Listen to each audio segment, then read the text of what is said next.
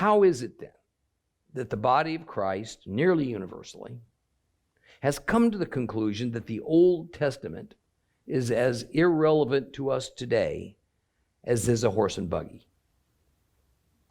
You know, it's common today for a pastor or a priest to caution his flock against even venturing into the Old Testament, with the warning that it might be harmful for them or even make them question their faith.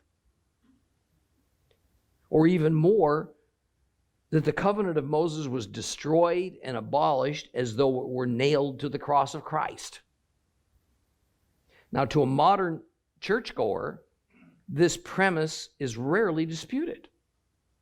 It probably seems as though the demise of the former testament has always been understood as fact. But as we have learned, especially from the study of the book of Judges, it is the natural way of our evil inclinations to replace the commandments of God with similar sounding man-made doctrines that are more in step with our current agendas. In our day, we find ourselves sliding back, quite unaware, into the age-old enemy of Judeo-Christianity, Gnosticism.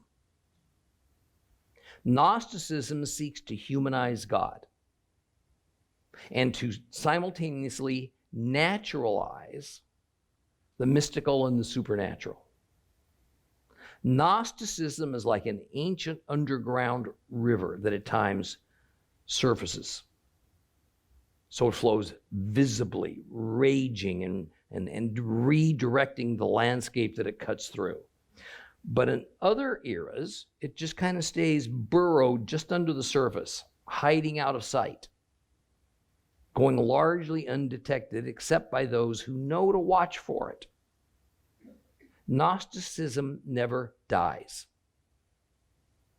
It merely assumes different forms in different seasons, as does the archenemy of God, the master of deception himself, Satan. And this is because Gnosticism is one of the evil one's greatest and most effective tools at keeping mankind separated from God.